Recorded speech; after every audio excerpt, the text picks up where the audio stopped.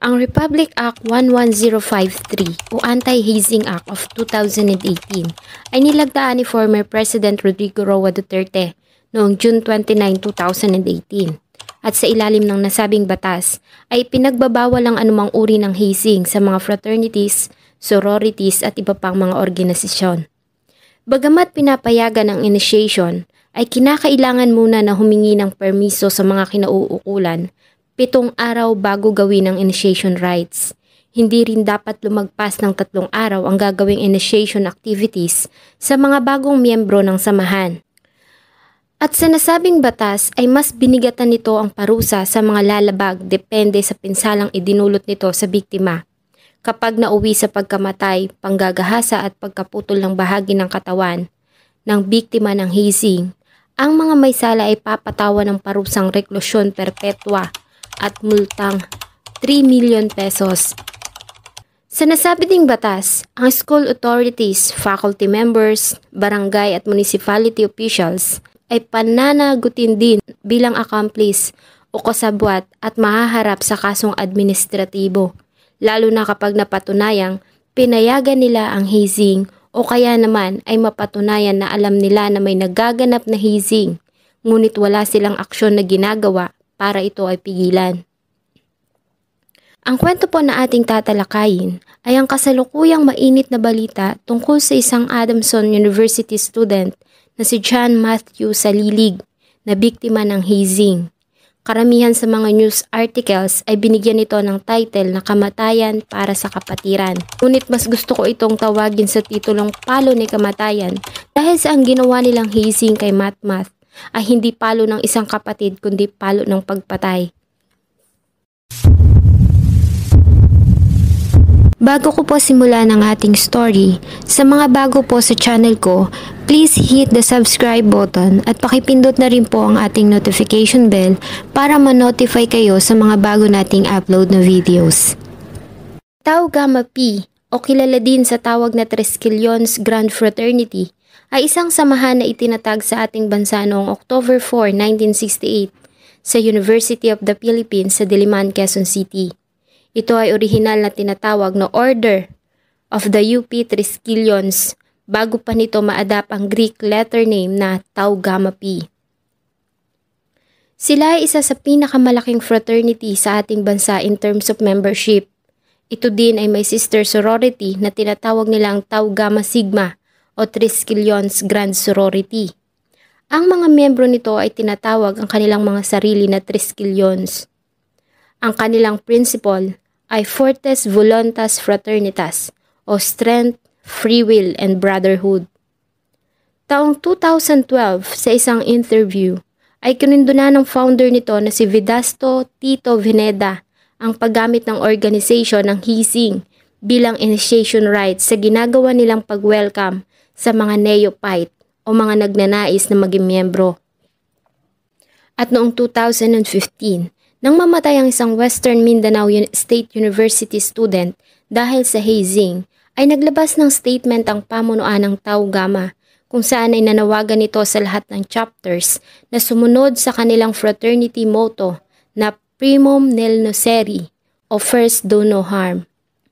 Ilan sa mga sikat na miyembro nito ay sila Senator Joel Villanueva, J.M.D. Guzman, Pancho Magno, former Senator Ralph Recto, Luis Manzano, Vong Navarro, Victor Neri, Angeline Quinto, Oyo Boy Soto at marami pang iba.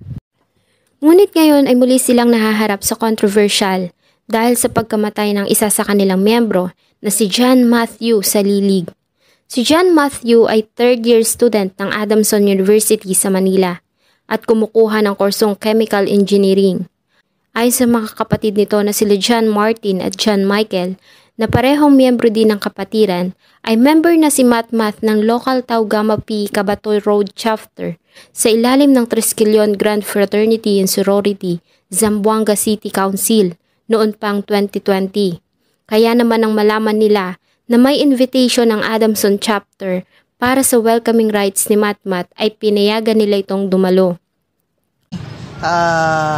Siguro with the high hopes and I know na wala namang nothing will happen. So kahit pigilan ko man siya that time, I know, a-attend pa rin siya. So, syempre sa brother. Dahil sa ang kanilang pagkakaalam ay isang simpleng get-together at formalities lamang kasama ng mga members ang magaganap. Ayon din sa pahayag ni Mr. Salilig, ang ama ni Matmat, ay alam niya na sumali ang mga anak sa fraternity. Ganun pa man ay pinaalalahanan niya mga ito na manatiling humble at wag na wag mananakit ng tao. Pinalaki ko silang mabubuting tao. Hindi lahat ng Tau Gamma ay masasama ayon sa kanya. Huli siyang nakausap ng kapatid nang magpaalam ito na a-attend ng welcoming rites ng Tau Gamma Pi sa Biñan, Laguna. Ngunit hindi niya alam ang exact na petsa kung kailan iyon magaganap. Nagulat na lamang siya nang sabihin sa kanya ng nobya nito na umattend si Matmat ng welcoming rites ng fraternity sa Biñan, Laguna. Nang mga panahong yon ay nawawala na ito at hindi na rin sumasagot sa mga messages nila. Hanggang sa isang telegram ang natanggap ni John Martin mula sa isang fake accounts noong February 19 kung saan ay sinabi nito na, "I would like to help you and your family about sa nangyari kay Matt at sa ginawa ng mga kabrad ko na Triskelion of Adamson. Nagpa-welcome si Matt at ang pagkakaalam ko doon nila binigyan sa Kasili, Biñan, Laguna, McCoy House. Then, pagtapos nila itong paluan, dinala nila sa Cavite para doon pagalingin si Matt. Then, past 2 a.m. daw, tumirik daw si Matt at di na humihinga. At sa takot nila, binaon na lang nila si Matt. I'm sorry, pero yun lang ang nalaman ko.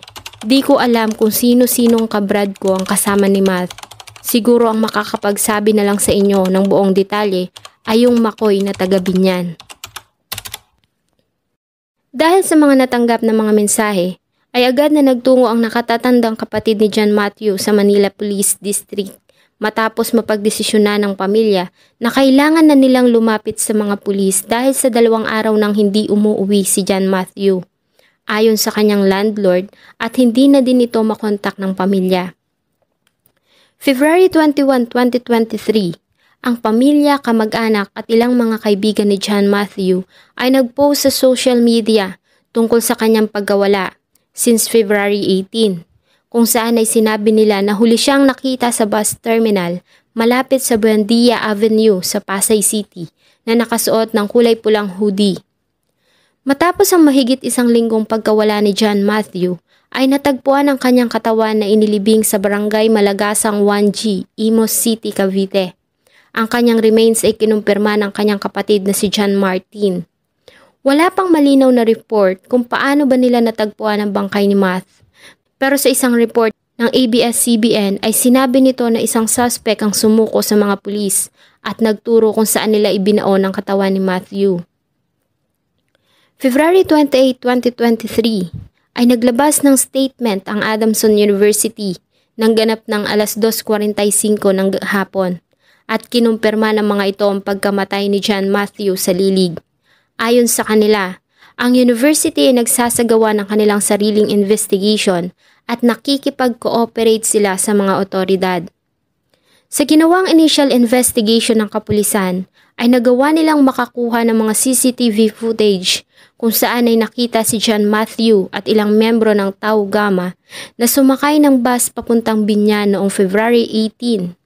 Sa isa pang CCTV footage ay nakita naman ang isang SUV na siyang ginamit para sakyan ang katawan ni John Matthew sa isang kalye sa Biñan.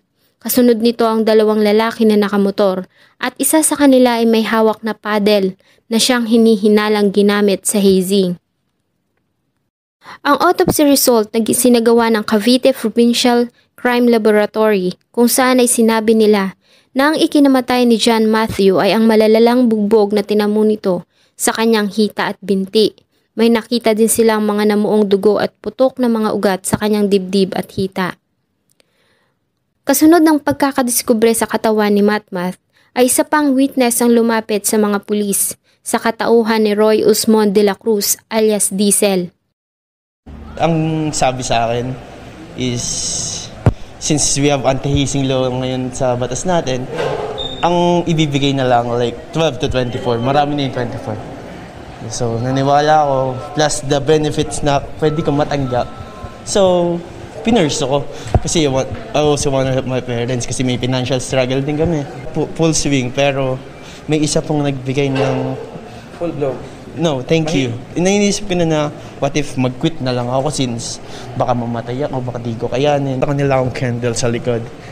Inukit nila yung logo ng fraternity sa likod ko. Okay. And the belt whipping is tinanggal nila yung mga pinatak na candle sa likod ko gamit yung belt. Pinapalo nila ako. Dito ay nagawa niyang ma-identify ang mga persons of interest na may kinalaman sa nasabing ginawang hazing kay Matmat. Si De La Cruz din at ang isa pang suspect ang nagturo sa kapulisan sa bahay sa barangay Casili sa Binyan, kung saan naganap ang initiation. Ayon sa kanila, ay ipinaalam umano ng mga Adamson chapter sa miyembro ng Tau Gamma sa Binyan ang lugar para sa gaganaming initiation at welcoming rites dahil sa wala silang mahanap na lugar sa Maynila.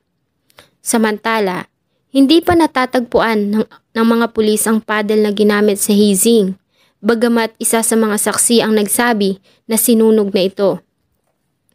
Nagawa ding ma-identify ni De La Cruz ang 6 na mga persons of interest. Ang mga ito ay sila Earl Anthony Romero, 21 years old, alias Slaughter, ang Infocom ng Tau Gamma Adamson Chapter. Tong Cheng Ting, 22, alias Nike, ang Grand Triskelion o GT ng Adamson Chapter. Residente na si Jerome Balot, 22, alias Ali, at ang Binyan resident na sila Sandro Victorino, 28, alias Loki, Michael Lambert Ritalde, 21, at Mark Pedrosa, 39, alias Makoy, na siyang may-ari ng bahay kung saan ginanap ang initiation rites. Sila ay sumailalim na sa inquest proceedings sa DOJ. Samantala, ang isa sa mga person of interest, ang 26 years old na si alias Sakmal, IT encoder na graduate ng Adamson, na tinukoy na siyang nagmamaneho ng sasakyan kung saan isinakay si Matt, at kasama din ito sa pagbaon dito ay natagpuang wala ng buhay sa bahay nito sa Taguig. Ayon sa report, ay nagpakamatay ito marahil dahil sa inuusig ito ng konsensya sa kanilang ginawa. Natuntun din ang sasakyan sa bahay ng isa sa mga persons of interest na si Aaron Cruz sa Parañaque. Sa kabila ng pakiusap ng mga pulis ay nagmatigas ang may-ari nito na si Gregorio Cruz. Kaya naman naghintay pa ang mga pulis ng search warrant bago nila pinasok ang bahay at kinuha ang sasakyan para sa investigation. Buksan mo! Ang dami mong ano eh. Explain ko sa'yo eh. Mubo kayo lahat dyan. Dito na, mubo ka. Mubo kayo. Mubo! Dito! Mubo lahat. Ang nasabing ama ng isa sa mga person of interest ay inaresto din nila at kinasuhan ng obstruction of justice na binasura naman ng DOJ dahil sa kawalan ng probable cause. March 2, 2023 ay sumuko naman kay Cavite Governor John Vic Rimulya ang isa pa sa mga suspect na si Daniel Perry alias Ting na siyang master initiator. Ayon sa kanya, sa isang interview sa ABS-CBN, ay sumuko siya para harapin ang consequences ng kanyang ginawang aksyon. Ayon din sa kanya ay nahihirapan siyang makatulog. Hindi na rin siya makakain dahil sa tuwing ipipikit niya ang mga mata ay nakikita niya si Matt. Bilang main initiator, siya ang nagdidetermina kung ilang palo ang ibibigay sa baguhang miyembro ng kanilang samahan. Siya rin ang nangunguna sa ritual na kanilang ginagawa tuwing initiation. Ang nasabing 7 suspects ay nahaharap sa kasong paglabag sa Republic Act 11053 o Anti-Hazing Act of 2018. Samantalang 10 pa sa mga persons of interest ang nanatiling at large. Isa pa sa mga suspect ang nagbigay ng pahayag sa 24 oras tungkol sa nangyari kay John Matthew. Adamson daw po kasi, back to zero again. Kasi ako din po, galing lang din po ang community. Winelcome lang din ako. Repeat the process lang dun. Ang nawawala lang is yung mga rituals, paddle lang. Wala na talaga, sabi.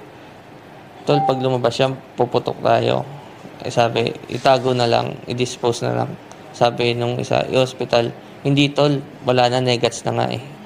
Kung itatapon dun sa ilog, sa dagat, ililibing o iiwan lang, maraming fingerprints ang Brad na nakahawak dun. Kasi hindi pa siya nagpunas, hindi siya naligo after nun, nagpalit lang siya ng damit. Gusto sana sunugan, pero hindi na ginawa. Pasensya ulit kung late na ako lumutang. Sorry talaga.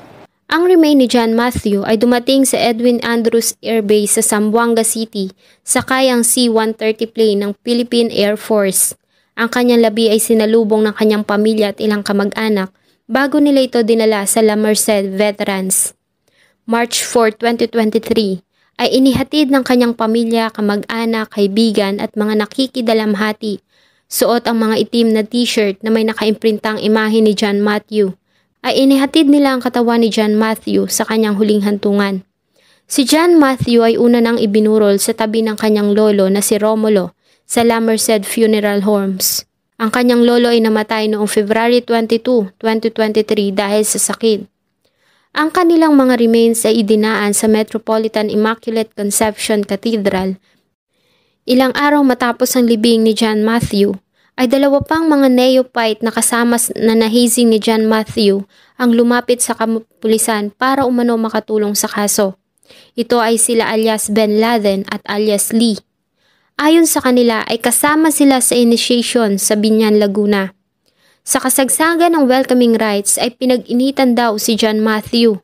Dahil sa gitna umano ng initiation ay paulit-ulit ito na nagrereklamo. At sinabi pa na wag umanong tutularan si Matt dahil sa maarte, kaya umano mas marami ang nakuha nitong palo. Matapos ang initiation, si alias Ben Laden ay sinama ng grupo hanggang sa paglilibing kay John Matthew sa Imus, Cavite noong February 19. Kasama daw niya sa Mitsubishi Adventure sila alias Bash, Sakmal, Snoop, G, McGregor at Bones. Habang ang Hyundai Tucson naman ay lulan ang Grandmaster na si alias Nike, Master Initiator na si Sting alias Voids, Thugs at ang wala ng buhay na si Math. Ayon pa sa kanya, si Grand Triskelion alias Nike ang nag-utos na ilibing na lang si Salilig. Dumaan pa sila sa bahay nito sa Las Piñas kung saan ay kumuha sila ng pala bago sila nagtungo sa Cavite. Along the way ay randomly ay kumukuha sila ng mga plaka ng mga sasakyan na nakaparada sa daan at kinakabit iyon sa kanilang sasakyan. Pagdating sa bakanting lote, iniwan siya ng mga ito sa kotse habang nililibing ng grupo si John Matthew. Matapos yon ay kinausap sila ng GT kung saan ay kabilin-bilinan sa kanila na laging tatandaan ang capital N o ang ibig sabihin ay no reveal. Samantala, ang dalawang saksi ay hindi pa hinaharap ng kapulisan sa media, ayon na rin sa pakiusap ng mga ito. Patuloy naman silang nananawagan para sa kusang loob na pagsuko ng 10 pang person of interest na nanatiling at large. Sa kasalukuyan, ayon sa kapulisan, ay nagpasa na sila ng listahan sa immigration para mapigilan kung balak man ng mga ito na lumabas ng bansa. Sa kabila nito, ayon sa naging pahayag ng Binyan Police ay kinukonsider na nila na solve ang kaso, batay na din sa mga ebidensya at statement ng mga witnesses at ilang suspect na sa kanilang custody. Ang Tau Gamma Pi Imus chapter at iba pa ay naglabas ng kanilang saloobin tungkol sa nangyari, kung saan ayon sa kanila ay kinukondina nila ang hindi makataong ginawa ng mga ito kay John Matthew. Nagpaabot din sila ng pakikiramay at nais nilang malaman na kaisa sila ng pamilya ni Matmat na naghahangad na makantan nito ang hustisya. Ang Tau Gamma Pi Zamboanga City Council ay diniklara na ang mga miyembro ng Tau Gamma Pi Adamson chapter bilang persona non grata. Ibig sabihin, kahit kailan ay hindi na sila tatanggapin o kikilalaning miyembro ng kapatiran. Si Senate Majority Leader Joel Villanueva naman na miyembro din ng Tau Gamma ay nagpahayag ng pagkadismaya sa nangyaring insidente. Dahil ayon sa kanya, ang strength ng organisasyon at kapatiran ay hindi masusukat sa pamamagitan ng hazing o ng kahit na anong uri ng violence. Nag-offer naman si House Speaker Martin Romualdez ng halagang 500,000 sa kung sino makakapagbigay ng information o makakapagturo sa kinaroroonan ng iba pang mga taong sangkot sa pangyayari. Samantala, ang Tau Gamma Pi National Chapter ay wala pang nilalabas na statement tungkol sa nangyari. Nangako naman si President Bongbong Marcos Jr. na sisiguraduhing mabibigyan ng hustisya ang pagkamatay ni John Matthew sa lilig, tulad ng ninanais ng kanyang pamilya. Sana po ay nagustuhan niyo ang malungkot na kwento na akin pong ibinahagi. Huwag niyo pong kalimutang mag-iwan ng inyong salubin at suggestion sa atin pong comment section. Thank you so much po and see you in my next video.